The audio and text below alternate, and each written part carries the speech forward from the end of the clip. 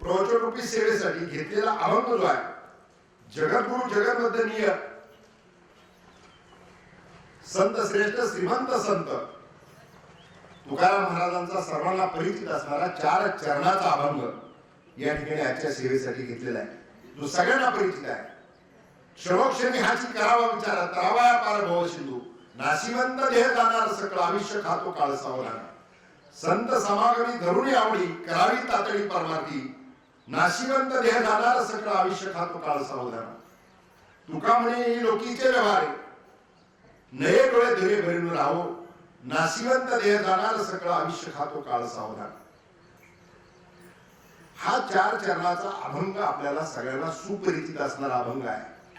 आणि अभंगाच्या माध्यमातून तुकाराम महाराजांनी त्या ठिकाणी आपलं जीवन किती क्षणभंगूर आहे सांगण्याचा प्रयत्न केलेला आहे. भोगनाम संसार आणि सिंधुनाम सागर, भवसागर त्यांनी सांगितलेला आहे. म्हणजे हा जो संसार आहे, हा संसार सागररूपी आहे आणि याच्यातून तुम्हाला तरुण जायचंय. आणि मग याच्यातून तरुण जाण्यासाठी काय केलं पाहिजे, तर संसार हा एवढा सोपा नाही.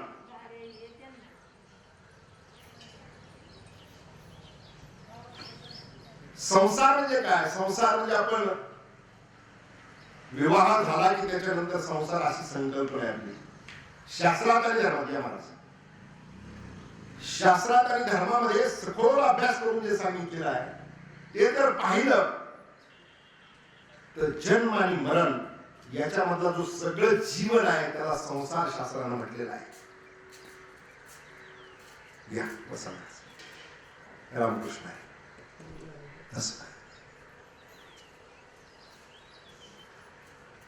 जीवन म्हणजे संसार आहे. आणि हे संसार मनुष्याला आयुष्य खूप कमी मिळालेलं आहे, परंतु ते आयुष्य तरुण जाण्यासाठी हा संसारूपी जो सागर आहे तो पार करून जायचा. सागर किती आगाध आहे, समुद्र किती मोठा आहे. समुद्राची कडेला खोली जर मोजली तर 300 किलोमीटर त्याची खोली आहे. मध्ये किती असं त्याचा अंत लागू शकत नाही. आणि त्याचा अंतर देखील खूप मोठा आहे. आणि म्हणून अभंगाचा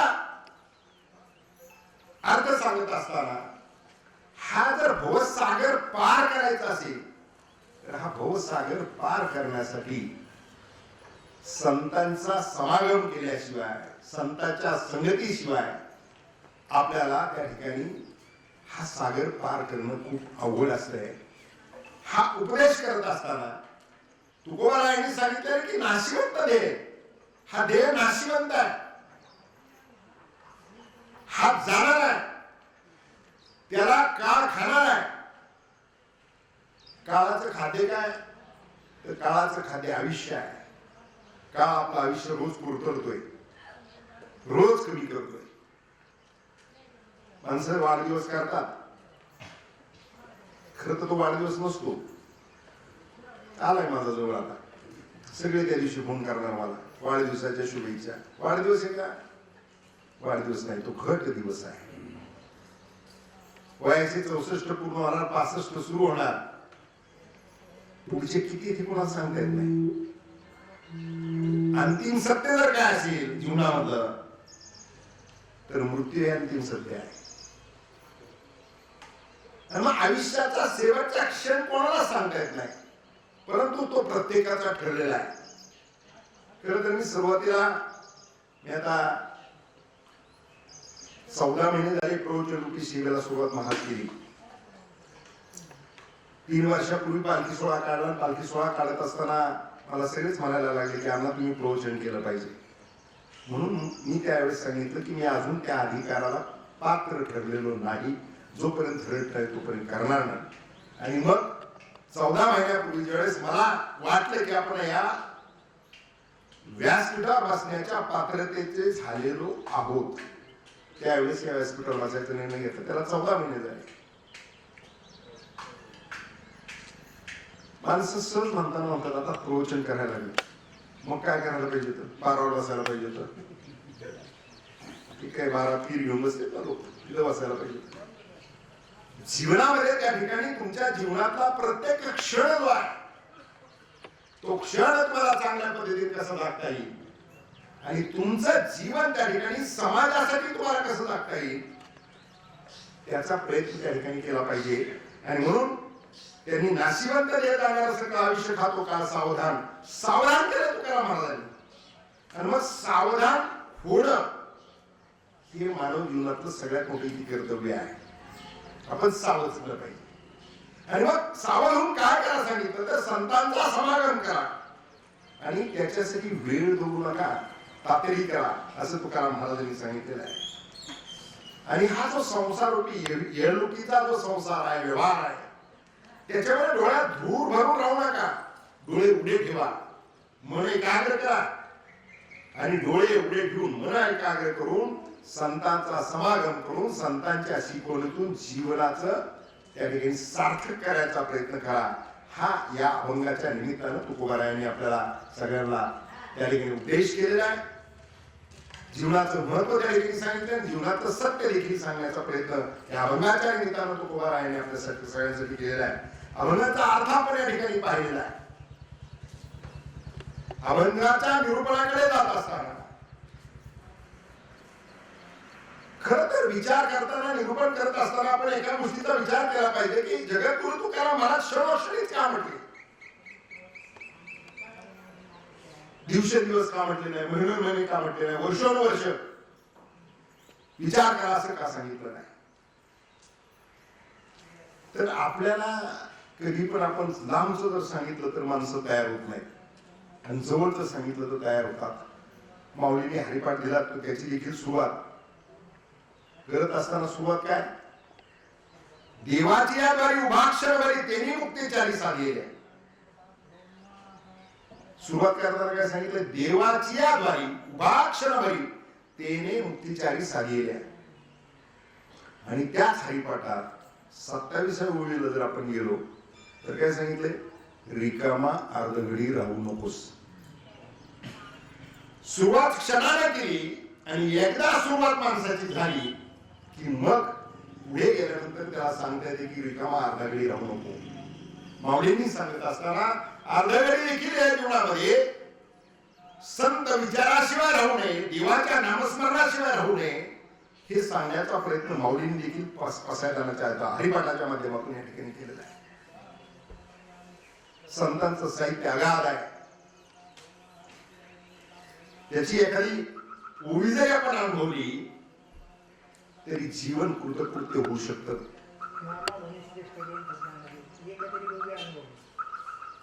एक तरी ओळी अनुभवावी अशा प्रकारचं प्रमाण या ठिकाणी महाराजांनी दिलं आहे.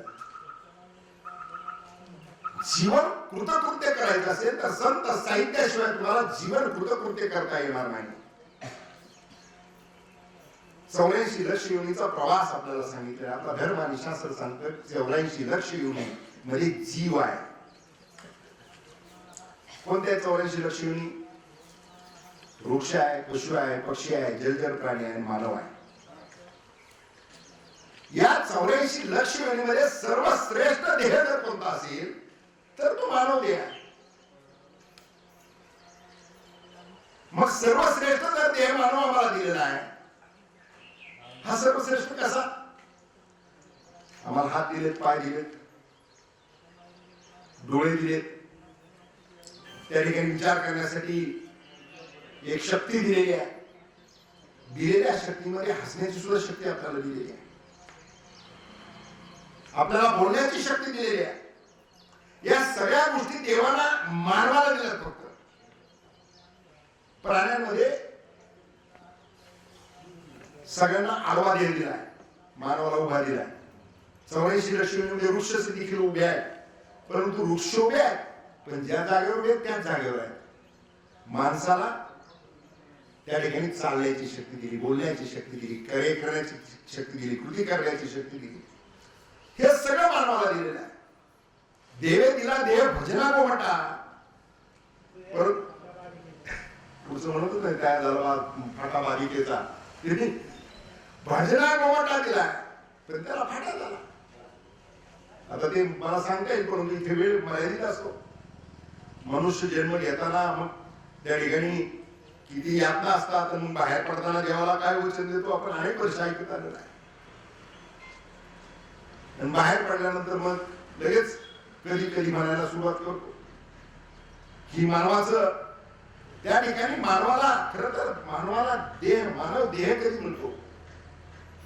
शांती ब्रह्म एकनाथ महाराज म्हणतात जई पाप पुण्य समान समी तई मानव देह आक्रमी. ह्या सगळ्या 84 लक्ष युनिटून पाप आणि पुण्य समान झाल्यानंतर मानवाचा देह मिळतो. आणि मग याच्यातून आपल्याला आपलं जीवन कसं घडवायचं याचा विचार जर आपण योग्य पद्धतीने केला तर आपलं जीवन आदर्श होऊ शकतं. तुकाराम महाराज म्हणतात नरदेह मिळाला लागला हाती उत्तमती सार उत्तमची गती देवच होईन म्हणती ती होती तरी चित्ती का न धरावी. या मानव देहामध्ये आल्यानंतर देव होईल म्हटलं तर देव होऊ शकतो. त्याचं उदाहरण सगळ्यात मोठं आहे. निस्ता मानव देहामध्ये येऊ नये. वाल्याकोळ्याचं उदाहरण आपल्या सगळ्यांच्या नजरेसमोर अध्यात्मातलं अनेक वर्ष आपण ऐकत गेलो. कोण होता वाल्याकोळी? काय करत होता? वाटमारी हा त्याचा व्यवसाय होता. वाटमारी करताना माणसाला लुटताना तो जीवच मारत होता. मारत किती माणसं मारले, किती माणसं मारले? 7 रांजण भरलेले शास्त्र आम्हाला सांगतात. आणि रांजण शास्त्र खडे कोणत्या आकाराच्या? तिळाच्या आकाराच्या खड्याचे 7 रांजण भरले एवढी माणसं मारली. काय झालं पुढे? एक दिवस नारद मुनी त्या वनातून चाललेले होते. नारद मुनी चालत असताना याच्या खांद्यावरती एक लाकूड असायचं. अडवलं नारद मुनीला. नारद मुनीला काढ काय तुझं काय एवढा तंबोर सोडला तर काय पुढे बोलतो तुला माहिती मी कोण आहे? मी किती माणसं मारले?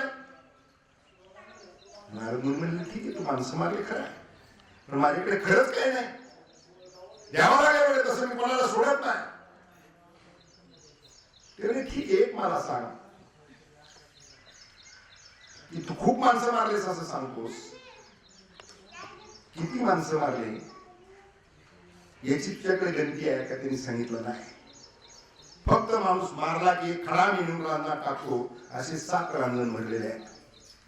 तुम्ही ठीक आहे हे कोणासाठी करतो?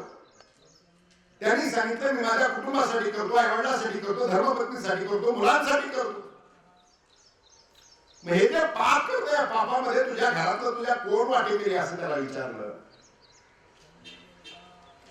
तर त्यांनी सांगितलं असं का नाही जर त्यांच्यासाठी करतो सगळेच वाटेकरी आहे. त्यामुळे एकदा जाऊन विचारू नये. तुमचं तुला पळून जायचंय का? नारद ऋषी म्हणते मला बांधून ठेव मी जाणार नाही. याचा विश्वास नसतो कारण कर्मच तसं होतं. नारद ऋषीला बांधून ठेवलं. महर्षी नारदांना बांधलं आणि घरी गेला. घरी गेल्यानंतर पहिल्यांदा आई वडिलांना नमस्कार केला. त्यांना विचारलं मी गेले कित्येक वर्ष वाटमारी करून तुम्हाला सगळ्यांचं पालन पोषण करतोय. माझ्या पापामध्ये तुम्ही वाटेकरी आहात. आई वडिलांनी सांगितलं मुलाचं इतकी कर्तव्य आहे आई वडिलांची सेवा करणं, त्यांचं पालन पोषण करणं, त्यांचं जतन करणं, त्यांना लागेल त्या गोष्टीचा पुरवठा करणं ही मुलाची जबाबदारी आहे. तू जबाबदारी पार पडतोस ती कशाच्या माध्यमातून पार पडतोस आम्हाला माहित नाही. मात्र आम्ही तुझ्या पापात वाटेकरी होऊ शकत नाही.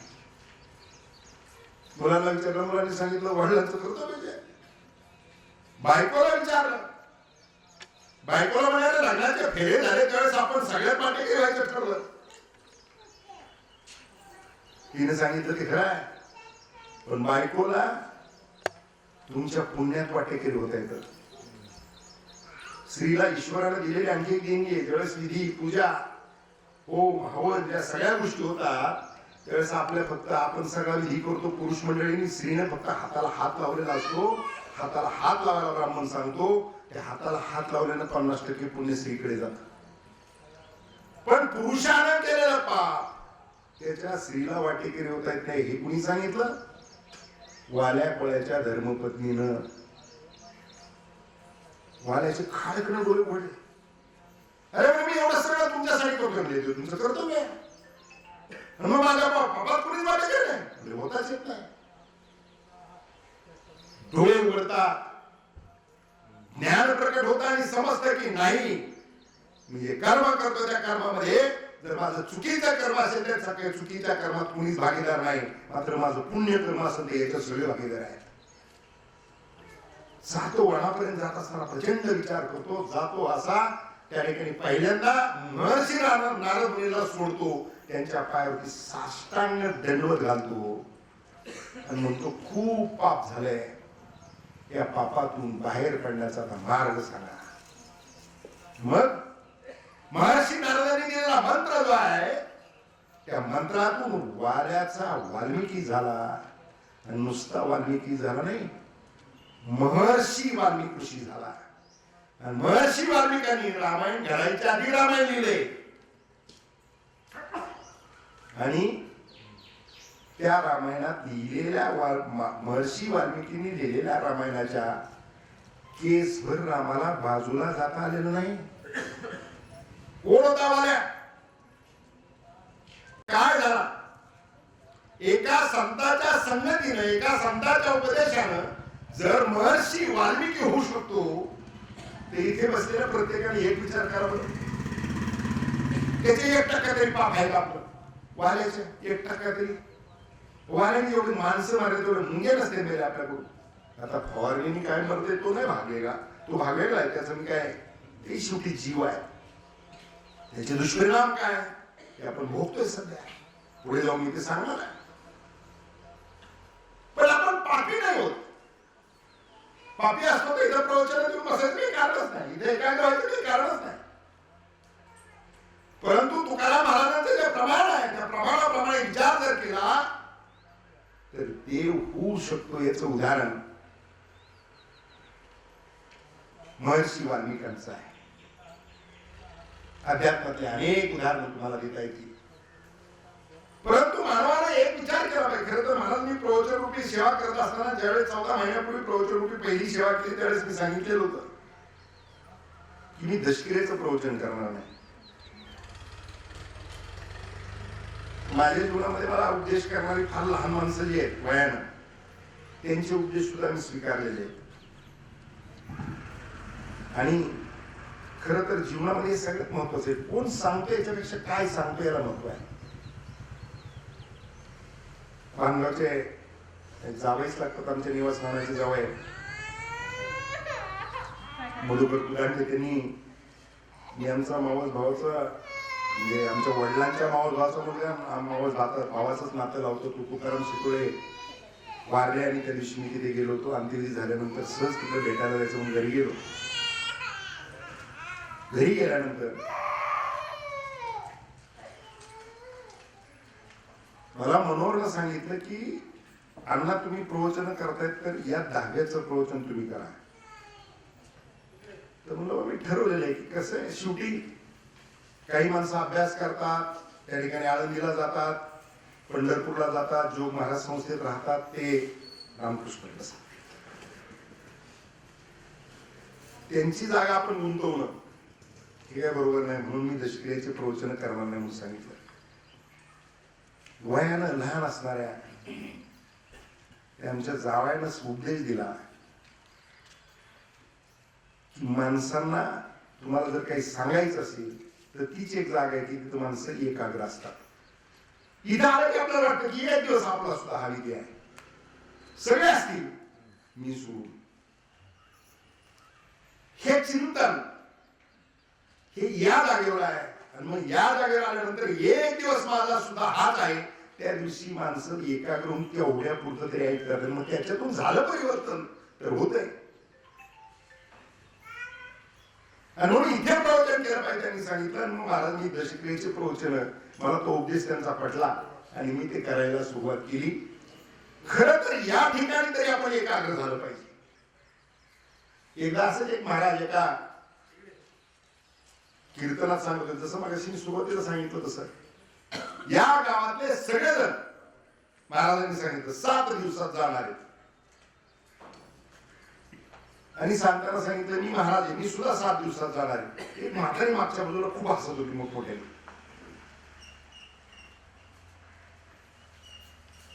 त्या महाराजांनी परत रिपीट केलं. त्यांना वाटलं म्हातारी याच्यासाठी असली का दुसऱ्या काही कारणाने असली. ते रिपीट सगळं महाराजांनी परत केलं की 7 दिवसात गावातले सगळे जाणार आहे, तर मी सुद्धा जाणार आहे. ती म्हातारी पुन्हा मोठमोठे हसायला लागली. महाराज थांबले, त्या म्हातारी पुढे बोलून घेतलं. म्हणजे मावशी मी सगळे जाणार आहे ते सांगितल्यानंतर तुम्ही मोठमोठे हसताय. ती म्हणली तुम्ही सांगितलं ह्या गावातले जाणार, मी कुठे ह्या गावातली. जसं धर्मराजाला यक्ष प्रश्नामध्ये प्रश्न विचारला की जीवनातलं अंतिम सत्य काय आणि जीवनातलं आश्चर्य काय, तर धर्मराजानं सांगितलं की अंतिम सत्य मृत्यू आहे आणि आश्चर्य असं आहे की चितेवरती एखादा जळतोय ते पाहताय, एखादा दशकिरे चाललाय, विधी चाललाय ते पाहताय. आणि मात्र आश्चर्य असं आहे की त्याला वाटते माझ्या जीवनात कधीच नाही की त्यांचं दशकिरे दे, त्यांचाच अंतिम दे, आमचा काही संबंध नाही. हे आश्चर्य जीवनात. मला सांगण्याचा भाग अशा प्रकारचा आहे की मानवाने जर जीवनामध्ये आल्यानंतर एक दिवस मला हा देह ठेवायचा आहे आणि मला जायचंय हा विचार जर केला तर निश्चितपणानं पाप व पुण्याच्या भीतीच्या विचारातून माणसं चांगलं वागायला सुरुवात करतील. आता काही काही ज्यांना देवच मान्य नाही, त्यांना धर्मच मान्य नाही, ते मोठे विलक्षण बुद्धिवादी आहेत. किती बुद्धिवादी आहेत ते काय प्रवचन कीर्तनातून पाप पुण्याचं सांगतात म्हणे. अरे पुण्य म्हणजे भूलथापे म्हणतात आणि पाप म्हणजे धमकी आहे. पण ही मंडळी कधी शास्त्र वाचण्याचा प्रयत्न करत नाही. ज्या अध्यात्म तुकाराम महाराजांनी लिहिलेला गाथा, ज्ञानेश्वर माऊलींनी लिहिलेली ज्ञानेश्वरी, हे जर वाचलं, किती वेळेस विश्वनाथांना किती वेळेस ज्ञानेश्वरी वाचू द्यात, किती वेळेस, प्रत्येक वेळेस प्रत्येक ओळीच्या बाबतीमध्ये नवीन काहीतरी सुचतंय, नवीन काहीतरी त्या ठिकाणी अर्थ त्या ठिकाणी मिळतोय. हे सगळं जे आहे सगळं ते ज्ञानेश्वर माऊलींनी लिहिलेली ज्ञानेश्वरी असेल, तुकोबारायांनी लिहिलेला गाथा असेल, एकनाथ महाराजांनी लिहिलेला गाथा असेल, या सगळ्यातून तुम्हाला ज्ञान देण्याचा प्रयत्न जो आहे तो त्यांच्या सिद्धीच्या माध्यमातून, त्यांच्या शक्तीच्या माध्यमातून, परमेश्वरानं दिलेली दिव्य शक्ती, त्या दिव्य शक्तीच्या माध्यमातून जीवाचं कल्याण करण्यासाठी दिलेली सगळी बुद्धी आहे. संतांनी त्या ठिकाणी जड जीव आणि जनाचा उद्धार केलेला आहे. याची उदाहरणं पण अनेक ऐकलेली आहे. अनेक कीर्तनातून, अनेक प्रवचनातून आपण या सगळ्या गोष्टी ऐकतोय, पण त्या जीवनामध्ये अंगीकारण्याचा प्रयत्न करण्याची आवश्यकता आहे. आणि म्हणून तुकाराम महाराजांनी सांगितलेलं की क्षणोक्षणी हाची करावा विचार, तरावया पार भव सिंधू, क्षणाक्षणाला विचार करायला सांगितलं. आता माणसं म्हणतील आम्ही विचार करत नाही का? आम्ही विचार करतो, पण आम्ही कोणता विचार करतो? हा भवसिंधू आमचं जीवन जे आहे, हे जीवन सार्थकी लागायचं असेल तर त्याचा विचार करतो का? आपण घरून सगळेजण आलो, येत असताना कोणी 4 चाकी चालवता आला असेल, कोणी 2 चाकी चालवता आला असेल. माणसं कधी कधी म्हणतात की नामस्मरण करा सांगितलं, देवाचं नाव घ्या सांगितलं तर देव वेळच नाही. काही काही माणसं तर बोलता बोलता इतकं पुढे जाऊन बोलतात की मरायला सुद्धा वेळ नाही, आणि त्याला लागतच नाही वेळ. याचा निरोप आला ना की कोणी थांबत नाही. काही असू द्या, सत्ता संपत्ती ऐश्वर्य तुमच्याकडे काही असू द्या, तिथं वशिला नाही आणि तिथं कोणाचं काही चालतही नाही. प्रभू आम्हाला 11,000 काही वर्ष आयुष्य मिळालं, पण निरोप आला की महाराज तुमचा अवतार आता संपवायचा आहे, काळ संपलेला आहे. रामाला देखील ध्येय ठेवावं लागलेलं आहे. 28 जानेवारीचं उदाहरण आपण नजरेसमोर आणलं तर आजही अंगावर शहारे उभे राहतात. जो महाराष्ट्र, अवघा महाराष्ट्र ज्यांच्याकडे अशा नजरेला पाहत होता की हा माणूस एकदा मुख्यमंत्री पदाच्या खुर्चीवर बसला की या राज्याचा चेहरा मला राहणार नाही, याच्यामध्ये ती क्षमता आहे, ताकद आहे. आपण बाकीमध्ये थोड्यावेळी येऊन त्यांनी आपल्या हायस्कूलचं उद्घाटन केलं. कुठलाही प्रश्न असेल अत्यंत बारकाईने अभ्यास करा. काल मी माझ्या मुलीच्या पुतणीचं लग्न होतं, तिथं काही अधिकारी मंडळी त्या लग्नात होते आणि त्यांनी आठवण काढली. त्यांनी अनेक उदाहरणं सांगितली. एका अधिकाऱ्याने जलसंपदा पाणी पुरवठा विभागाचा एक अधिकारी होता, त्यानं सांगितले की आमची एक मीटिंग होती, त्या मीटिंगसाठी 20 मिनिटाची वेळ ठेवलेली होती. प्रेझेंटेशन दाखवायला लागल्यानंतर दादांनी सांगितलं वर्षानुवर्ष बघत आलोय, मला एवढं सांगा या योजनेला पैसे किती लागतील. आकडा सांगितलं कोल्हापूर जिल्ह्यातली योजना, आकडा सांगितल्याबरोबर म्हणले 50% शासन देईन, 50% तुमची द्या. ते म्हणजे आमच्याकडे एवढी क्षमता नाही महानगरपालिकेकडे. दुसऱ्या मिनिटात सांगितलं 20% तुम्ही द्या, 80% शासन देईन. ते 20% देण्यासाठी सुद्धा महानगरपालिकेची ताकद नाही. तिसऱ्या सेकंदात त्यांनी सांगून टाकलं की 20% लोन तुम्हाला उपलब्ध करून देतो, सॉफ्ट लोन, 80% सरकारचे, 20% तुमचे योजना मार्गी लागेल. त्या अधिकाऱ्याने वापरलेलं वाक्य असे की एवढ्या तडकाफडकी निर्णय करणार, रात्रीची गोष्ट आहे, नेताच नव्हता. थांबता आलं का? सत्ता होती, संपत्ती होती, ऐश्वर होतं, सगळ्या गोष्टी होत्या. मुंबईवरून निघाले, बारामतीत विमानतळावरती माणसं स्वागतासाठी हार तुरे घेऊन उभे राहिले. दिवसभराची व्यवस्था सगळी झालेली आहे. परवा एका पाहुण्याचा निरोप आला की जेवण ठेवलेलं आहे, तुम्ही या. दादांचं 28 तारखेला ज्या दिवशी झालं त्या दिवशी दादा माझ्याकडे जेवायला लागलो. सगळ्या तयाऱ्या झालेल्या होत्या. विमान उतरत होतं, विमानाचा अपघात झाला आणि क्षणात होत्याचं नव्हतं झालं, काय नव्हतं, सगळं होतं. फक्त त्याचा निरोप आल्यानंतर कोणालाही थांबता येत नाही, जावंच लागतंय. असं आपलं जीवन आहे. आणि म्हणून तुकाराम महाराजांनी सांगितलं, क्षणभर त्याआधी त्यांना कळालं होतं का विमानाचा अपघात होणार आहे? समजा एखादा क्षण कळाला असेल, पण वाचवता आलं का? वाचवता आलेलं नाही. आणि म्हणून या ठिकाणी आपलं जीवन जे आहे ते क्षणभंगूर आहे, क्षणभंगूर नाही भरोसा. जर मग क्षणभंगूर जीवन आहे, कोणत्या क्षणाला आम्ही जाणार आहे हे सांगता येणार नसेल, तर मग आम्ही त्या ठिकाणी देवाचं नामस्मरण का करू नये? आम्ही म्हणतो वेळ नाही, हाताला काम आहे, पायाला काम आहे, तोंडाला काय काम आहे? माणसं तीर्थयात्रेला जातात, तीर्थयात्रेला जाण्याच्या विरोधात मी नाही. पालखी सोहळा त्या ठिकाणी काढला, अनेक तीर्थयात्रेला मी जाऊन आलेलो माणूस आहे. पण तीर्थयात्रेपेक्षा देखील देवाचं नामस्मरण करणं, आणि ज्याच्या घरामध्ये आई वडील आहे, माय बापे केवळ काशी तेने न जावे तीर्थाशी, ज्यांच्या घरी आई वडील आहेत, आई वडिलांची सेवा करणं हे सगळं तीर्थाचं पुण्य तिथे आहे त्यांच्या पायात. याचा विचार आपण करतोय का?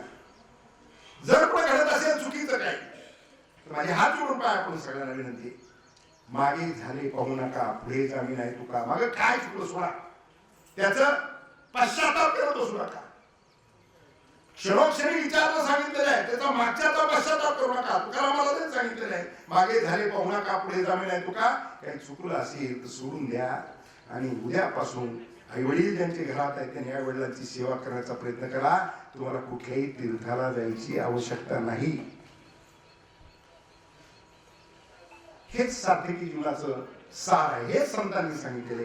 ही शिकवण संत महात्म्यांनी आपल्या सगळ्यांना दिलेली आहे. आणि मग त्या शिकवणीतून, अभंगाच्या माध्यमातून, कीर्तनाच्या माध्यमातून, प्रवचनाच्या माध्यमातून त्या ठिकाणी हे सगळे संत आपल्याला सांगतायत, ते आपण अंगीकारण्याचा किती प्रयत्न करतोय हा चिंतनाचा भाग आहे. आणि म्हणून महाराजांनी सांगितले, क्षणोक्षणी आज करावा विचार. विचार करताना माणसं विचार करतच नाही. विचार कधी कधी केला पाहिजे. विचाराचे प्रकार किती आहेत?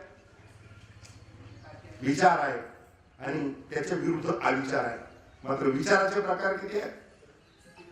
अर्ध विचार आहे, पश्चात विचार आहे, निरर्थक विचार आहे, सार्थक विचार आहे.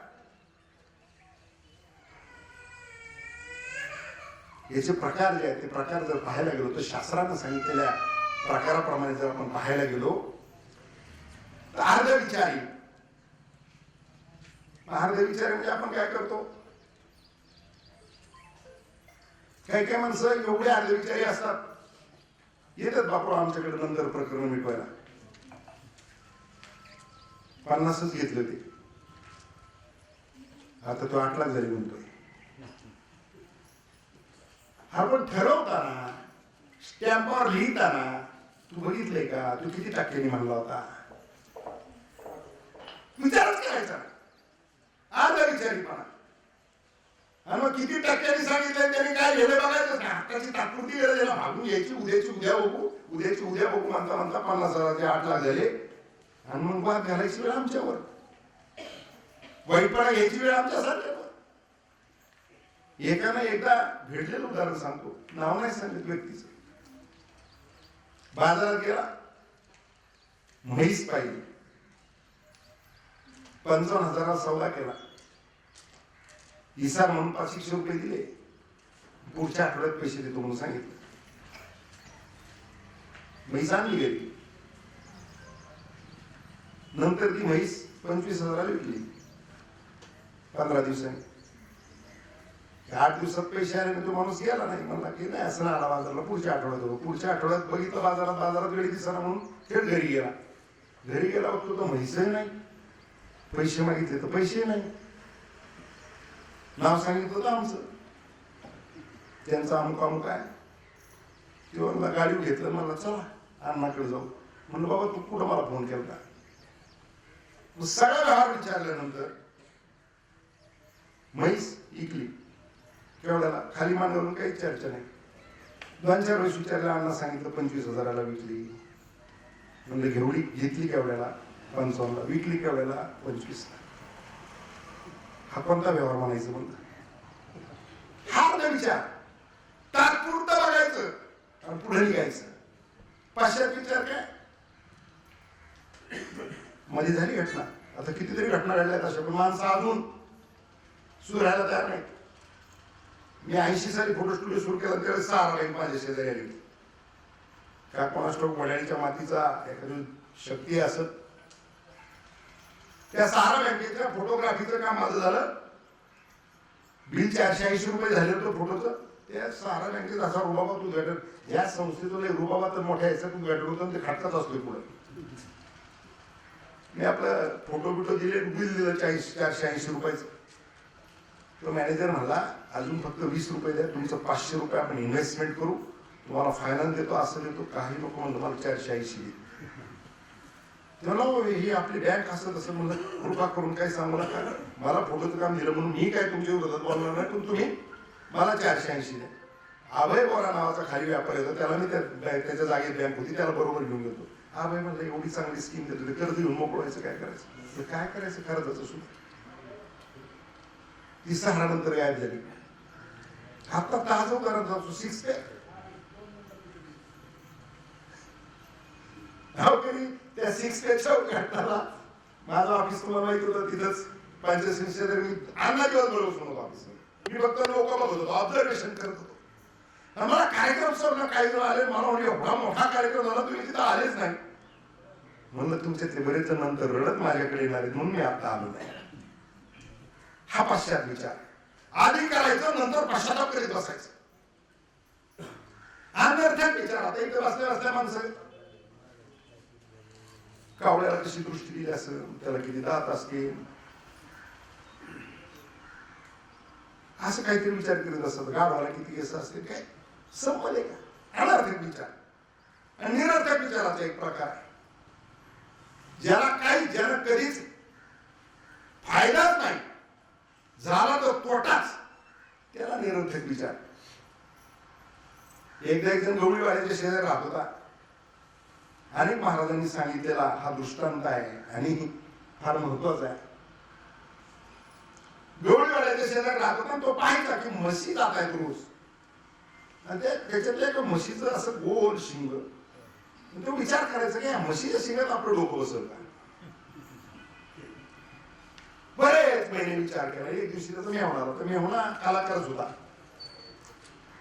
हे बघत असताना म्हणला की दाजी तुम्ही काय बघताय? तर त्याला म्हशी जे ना त्याचं गोल शिंग किती छान दिसते, म्हणला याच्यात माझं डोकं बसल का? आता ते मेहणा कलाकारच होता, म्हणला याच्यातला विचार करतो, प्रयोगच करून टाक म्हणला. ह्याने रात्रभर विचार करतो. आता दाजीने सांगितलं लय महिने झाला आपण विचार करतो, एकदा प्रयोगच करून टाकतो. नेमकं ती म्हैस त्या दिवशी मालकाने लय झोडलेली असते आणि दुसऱ्या दिवशी सकाळी टक लावूनच बसतो. जशी म्हैस येते तसं शिंगात डोकं होत होतं. आता म्हैस वैतागलेलीच असती, आपटू घेते, आदळ घेते, नंतर एका उकाड्यावर नेऊन टाकते. गावातले लोक जमा होते, त्याला दवाखान्यात घेऊन जाते, त्याला हॉस्पिटलला ऍडमिट करते. मग प्रत्येक जण याला की भेटायला गेला विचारायचा. आता काय काय विचारते माणसं भेटायला गेला, काय झालं कसं झालं, याला काय झालं कसं. पेशंटला सगळ्यात मोठी अडचण असते. आजारी पडण्यापेक्षा आलेला माणूस काय झालं विचारतो, त्याचं उत्तर देता जन्म होतो. याला पुढचा प्रश्न असायचा, विचार केला नाही का? असंच काय केलं तू? विचार केला नाही, असंच काय म्हणतो विचार केला नाही. 6 महिने तोच विचार करत होतो. हे विचाराला काय अर्थ आहे? अविचाराचे अनेक प्रकार आहेत. अविचार करत असताना अविचाराचे देखील अनेक प्रकार आहेत. मी ते त्या ठिकाणी आपल्याला सगळे सांगत बसत नाही. परंतु या ठिकाणी जीवनामध्ये सार्थक विचार माणसाने केला पाहिजे की आमचं जीवन सार्थकी लागलं पाहिजे. मग सार्थक विचार कोणता आहे? पितामह भीष्म. महाभारताचं उदाहरण आपण पाहतो. पितामह भीष्मांनी त्या ठिकाणी रणांगणामध्ये युद्धाच्या भूमीमध्ये ते पडले. त्यांना 113 बाण त्यांच्या अंगात शिरलेले होते. बाणाच्या शैयावरती पितामह भीष्म पडलेले होते. आता केलं ते पंढरपूरच्या मालकानीच. पितामह भीष्मांना मारणं एवढं सोपं होतं का? तर त्यांनी केलेला सगळा प्रकार आपल्याला माहिती आहे. महाभारताच्या आणखी खोलात जात नाही. परंतु पितामह भीष्म तिथे पडलेले असताना भगवान श्रीकृष्ण पायाजवळ गेले, हात जोडून उभे राहिले. पितामह भीष्मांनी डोळे उघडले आणि पाहिलं. डोळ्याच्या नजरेने त्यांना सांगितलं की आता मला त्रास देऊ नका. इच्छा मरणी होती. त्याच्यानंतर 22.5 दिवसांना ते गेले. मी ज्या दिवशी डोळे उघडीन त्या दिवशी या म्हणून सांगितलं भगवान श्रीकृष्णाने सगळ्यांना सांगितलं. 11व्या दिवशी पितामह भीष्मांनी डोळे उघडले आणि भगवान श्रीकृष्णाच्या हातामध्ये विष्णू सहस्रनामाचा ग्रंथ दिला.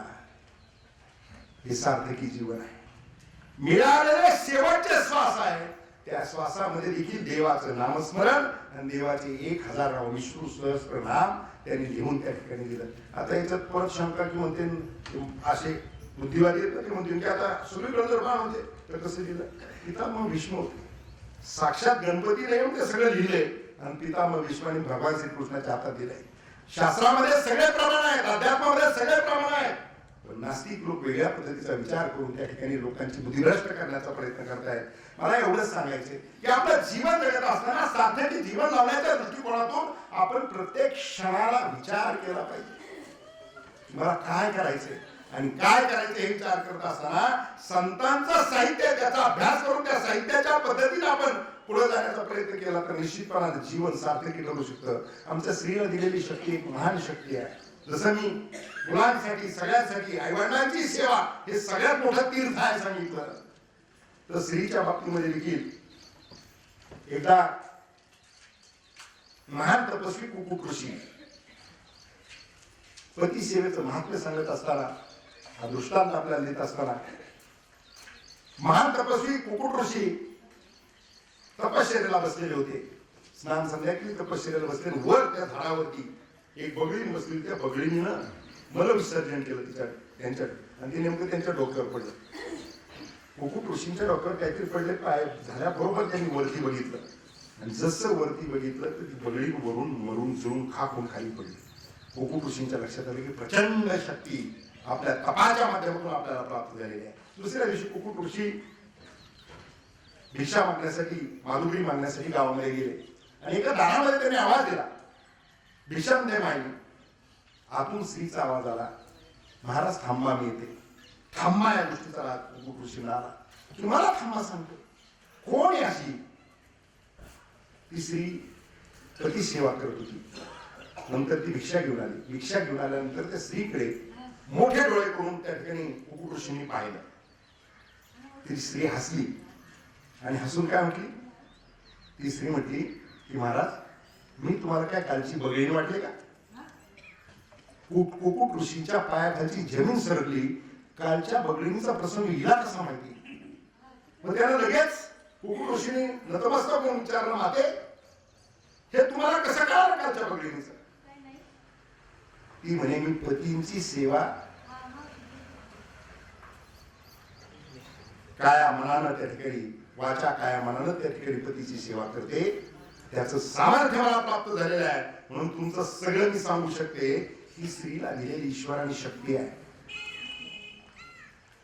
पतीची सेवा स्त्रीनं करावी, मात्र पतीने तसंच राहावं. नाही तर पती जर लिजिम खेळत आला तर तिने काय करावं? पतीने जर सकाळी जय भोले शंकर सुरू केलं तर तिने काय करावं? पती आणि पत्नीचं नातं त्या ठिकाणी जपत असताना दोघांनीही एकमेकाची भावना जपण्याचा कार्यक्रम केला पाहिजे. उत्तर भारतामध्ये काही ठिकाणी धर्मपत्नीला लक्ष्मी म्हणून उल्लेख केला जातो. आपण घरात आणत असताना लक्ष्मी म्हणून तिच्याकडे पाहतो. मग लक्ष्मी म्हणून जर पाहत असेल तर पतीनं स्त्रीकडे लक्ष्मी म्हणून पाहावं आणि पत्नीनं देखील पतीकडे पाहत असताना की त्याची सेवा करण्याचं मार्ग आणि शक्ती ही आघात आहे याचा विचार त्यांनी करावा. काय लागणार जीवनात आनंद निर्माण व्हायला. हा दृष्टांत घरी घेऊन जात असताना निश्चितपणानं आपण चिंतन सार्थकी जीवनाचं केलं पाहिजे. म्हणून सार्थकी जीवन जे आहे, सार्थकी जीवनाचे अनेक उदाहरण तुम्हाला देता येतील. एक उदाहरण मात्र छत्रपती शिवरायांच्या कालखंडामधलं उदाहरण किंवा स्वातंत्र्य भारताच्या इतिहासातलं उदाहरण जर सांगायचं झालं तर भगतसिंगाला आयुष्य मिळालं 23 वर्षाचं.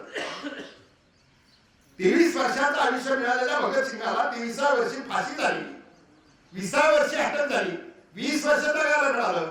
त्या जगायला मिळत असताना मानव देहाविषयी सांगितलेलं आहे, अल्पायुष्य मानव देहा त्याच्यात अर्धरात्र झोपेत जाते. बालत्व, पीडा, रोग, क्षय याच्यात काय आयुष्यात राहिलं किती जगायला आयुष्य मिळते किती याचं चिंतन करण्याची आवश्यकता आहे. म्हणून भगतसिंगांना सार्थकी जीवन लावत असताना ज्यावेळेस या देशासाठी तो त्या ठिकाणी लढला, देशासाठी त्याने काम केलं आणि मग देशासाठी काम करत असताना ज्यावेळेस फाशीची शिक्षा झाली त्यावेळेस ज्या दिवशी फाशी द्यायची त्या दिवशी जेलर पाहायला गेला भगत काय करतोय. सकाळी भगतसिंग सूर्य नमस्कार करत होता, व्यायाम करत होता. जेलरनं पाहिलं, इंग्रजाच्या काळातला दिलीदादा जेलर, त्यानं विचार केला की हा काय करतोय. आणि मग त्याला विचारलं, भगत व्यायाम तर देहासाठी शरीरासाठी असतोय आणि तुझा देह शरीर थोड्या नष्ट होणार आहे आणि त्याच्यासाठी व्यायाम का करतोस. भगतसिंगाने दिलेलं उत्तर ही सार्थकी जीवनातलं फार मोठं उदाहरण आहे. त्याला सांगितलं माझी आई रोज पूजेसाठी टोकरीवर फुलं आणते, पण ती टोकरीवर फुलं माझी आई देवाला वाहत नाही.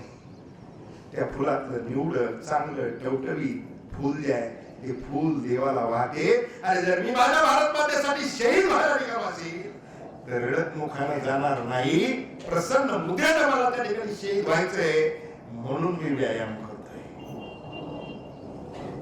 अनेक उदाहरण तुम्हाला इतिहासात अनेक दाखले देता येतील. तिकडे पूजा आटोपलेली आहे. मला एक उपदेश करायचा असतो, तुकाराम महाराजांनी त्या ठिकाणी उपदेश केलेला आहे. आता तरी पुढे हाची उपदेश नका करू ना शब्दाचा, सगळ्यांच्या पायामध्ये दंड होते, आपोलाने चित्त शुद्ध करा. गेलं ते गेलं, घडलं ते घडलं जीवनात. आता तरी आपण तेच होतो. आता तरी ज्यावेळेस माणसाचे हात टेकते एखाद्याला काय सांगतात, आता तरी अरे कवर बाबा बंद कर, आता तरी. तुकाराम महाराजांनी आता तरी पुढे हाच उपदेश नका करू ना शाविचाचा सांगत असताना पुढे काय म्हटलं, सगळ्यांच्या पाया माझे दंड होते. आपल्या पायावर तुकाराम महाराज जन्म घालून सांगावं तरी आपण म्हणावं ना घ्यावं. आता काय उद्देश आहे जीवनामध्ये जगण्याचे अनेक उद्देश त्या ठिकाणी शास्त्राच्या माध्यमातून सांगत असताना सांगितले, परंतु आज सगळ्यात मोठं आव्हान कोणतं आहे आमच्या पुढे याचं चिंतन करण्याची आवश्यकता आहे. खूप आव्हान आहे. त्याच्यातलं सगळ्यात मोठं आव्हान शेती करणारा तर मजुराचं आव्हान आहे. का आज बाकीची कामं करणारे तर आता सुतारी व्यवसाय पूर्वी करत होते, आता सगळे राजस्थानी आले. फरशी बसवायला सगळे राजस्थानी आले. गवंडी कामाला दक्षिण भारतातले आले तर उत्तर भारतातले आले. बरं ते येत नाहीत नुसते, येताना त्यांच्याकडची पोरं हाताखाली कामाला घेऊन देतात आणि त्यांना शिकविते, तेच तयार होते. आमच्या पोरांनी काय करायचं आता तरी बघायला आले. मग आमची पुढची पिढी काय करणार याचं चिंतन काय. आमच्या पुढच्या पिढीने काय करायचं तर आणखीन संधी शत्रू राष्ट्र आपल्या बाबतीत शोधतायत. एक कालखंड असा होता की पंजाबची लोक सैन्य भरतीमध्ये नंबर 1 ला असायचे. आज आपण जर सर्वे केला तर पंजाब 1 नंबरला नाहीये. त्याचं कारण काय, शत्रू राष्ट्रानं सगळ्या प्रकारची व्यसनं पंजाबमध्ये पोच केली. तिथली तरुणाई व्यसनाधीन झाली आणि व्यसनाधीन झालेली तरुणाई आता सैन्यात नाही, कुठल्याच कामाची राहिलेली नाही. आज महाराष्ट्र नंबर 1 आहे सैन्य भरती. सगळ्यांनी चिंतन करा, सगळ्यांनी अत्यंत गांभीर्याने करा. जाऊ द्या बाकी सगळं सोडून द्या. सकाळी उठल्यापासून संध्याकाळपर्यंत देशाच्या पंतप्रधानापासून गावच्या सरपंचापर्यंत कोण कोण काय काय चुकलायचं सगळे आपण चिंतन करतो. नका वेळ व्हायला घालू. आज व्यसनाधीनता जी आहे आज आपल्या खेड्यापाड्यापर्यंत सगळ्या प्रकारची व्यसन पोहोचले. दौलत शिंदे नावाचे फौजदार होते. एक दिवशी मी संध्याकाळी गाडी चालवती एकटाच येत होतो. आमच्या पंचायत समितीच्या बोळीतून समोरून आलो. विश्वनाथांना घरात काही पोरं बसलेली होती. असा विस्तूप पांगवलेला होता आणि त्याच्यावर काहीतरी टाकून ते त्याचा धूर घेत होते. मी गाडी उभी केली. म्हणलं काय करताय? ते नुसते माझ्याकडे बघत होते, काहीच कळत होत त्यांना. फॅक्ट सांगतो घडलेली. मी तिथूनच दौलतराव शिंदेला फोन लावला. मला म्हणाला आता मी बाहेर आहे, मी तिथं पोलीस पाठवतो, तुम्हाला पाहायचं असेल तर प्रयोग बघा. त्यांना फटकवलेलं सुद्धा कळत नाही असलं ते व्यसन आहे. म्हणून मग तुम्ही काय करताय? ते म्हणजे आम्ही काय करणार? हे फक्त श्रीमंतापुरतं नाही, सगळीकडे आज ही व्यवस्था पाहत बसते. याचे इतकं दुर्दैव आहे. आणि म्हणून तुम्हाला कुठल्या पोलीस तुमच्या व्यसनाधीनतेच्या बाबतीत काय तर संरक्षण करतील हे डोक्यातून काढून टाका. तुम्हाला तुमच्या परिवारात येणारं संकट दूर करावं लागेल. पंजाबात सैन्यामध्ये भरती होण्याचं प्रमाण कमी झालं. महाराष्ट्राचं नंबर 1चं प्रमाण आहे. उद्याच्या कालखंडामध्ये आमची तरुण पिढी जर कामाची राहिली नाही तर महाराष्ट्र सुद्धा सैन्य भरती जाऊ शकत नाही. आज अनेक प्रकारची व्यसनं आमच्याकडे आलेली आहेत. आम्ही सावध कधी होणार आहे. म्हणून तुकाराम महाराजांनी सांगितलं आता तरी पुढे. मुलं बाळ आपण सांगून तसं नाही वागत. आपण काय करतो ते पाहून मागतात. म्हणून आपण पहिल्यांदा आपल्यापासून सुरुवात केली पाहिजे. आपण जर दुरुस्त झालो तर आपल्या पुढच्या पिढीला सांगण्याचा अधिकार राहतो. आणि सगळ्यात महत्वाचं आव्हान आज जगण्याचं आहे. एकीकडे व्यसनाधीनतेला पिढ्या खतम होत चाललेल्या आहेत आणि दुसरीकडे आम्ही खातोय त्या आहारानं आम्ही खतम होत चाललेलो आहे. एक घर असं नाही की त्या घरात शुगर नाही. असं एखादं तर सांगा, मला आनंद होतो. सगळ्या घरामध्ये शुगरचे पेशंट आहेत आणि प्रत्येक घरामध्ये गंभीर पेशंट उभा आहे. कॅन्सर सारखा गंभीर आजार आमच्या दारात येऊन उभा राहिला. काय कारण आहे? शुगरचं कारण संकरित गहू आला, संकरित गाईचं दूध आलं. हे दोन गोष्टी आम्ही आहार खायला लागलो, शुगर प्रत्येक घरात आली. पूर्वी गहू कधी खायला मिळायचं? अशोकाबा आपण लहानपणी विश्वनाथांना सणालाच गहू होता, बरोबर? जगन्नाथ सण सोडला तर गहू नव्हता. दोन्ही टाइम गहू आहे, शुगर आहे. परिवर्तन करण्याची आवश्यकता आहे. आम्ही भाजीपाला खातोय, त्या सगळ्या भाजीपाल्यावर फवारणी आहे. कॅन्सर नावानं तर दुसरं काय होणार आहे? आम्ही तेल खातोय. पूर्वी आमची आई आजी या सगळ्या म्हातारी तर काय असतील त्या तेल बाटलीत असायचं तुमचं, बरोबर ना? डब्यात नव्हतं. बरं असायचंच किती? पावशेर, अर्धा किलो, किलो आणणारा श्रीमंत. तेलाच्या बाटलीला तोंडाला बोट लावून आमची आई तेलाच्या 4 थेंब त्या भाजीमध्ये टाकत होती. ते तेल शेंगदाण्याचं होतं, ते तेल करडीचं होतं, ते मला आरोग्य देणारं तेल होतं. त्याच्यात कसलंही केमिकल मिक्स नव्हतं. 100 वर्षाच्या आयुष्य जुन्या माणसाला मिळाली. आज तेल कोणतं आहे? शेंगदाणा 150 रुपये किलो. शेंगदाण्याचं तेल 1 किलो तयार करायचं झालं तर 4 किलो शेंगदाणे लागतील. आणि जेमिनीचं शेंगदाण्याचं तेल केवढं मिळतं ताई सांगा? कोणतं बी सांगा. जेमिनी काय तुम्ही घेता ते शेंगदाण्याचं पुडीतलं तेल कसं किलो मिळतं सांगा? सांगा ना, बोला ना, बोला पाहिजे. अजिबात नाही. 200-250 रुपये, 250 ला 1 किलो शेंगदाण्याचं तेल तयार व्हायला जर 4 किलो शेंगदाणे लागत असेल तर शेंगदाण्याची किंमत होती 600 रुपये. 200-250 रुपये शेंगदाण्याचं 1 किलो तेल तुम्हाला मिळतं. कसं ते शेंगदाण्याचं तेल आहे का? त्याच्यावर फक्त शेंगदाण्याचा फोटो आहे. आणि मग जर केमिकल खाताना पूर्वी आमची आई बोट लावून 4 थेंब टाकत होती. आज डबा येतो तेलाचा घरी, मोठे पण आहे ना, पण डबा आणतोय तेलाचा, तो तेलाचा नाही, तो विषाचा आहे. आणि आमच्या माया मावल्या तेल टाकत असताना पूर्वी बाटलीच्या तोंडाला बोट होता, आता कसं टाकता? बरोबर ना? मग ज्याच्यामध्ये विष आहे, ज्याच्यामध्ये आमच्या विषाचा नाश करणार आहे, ते आम्ही पळणी खातोय.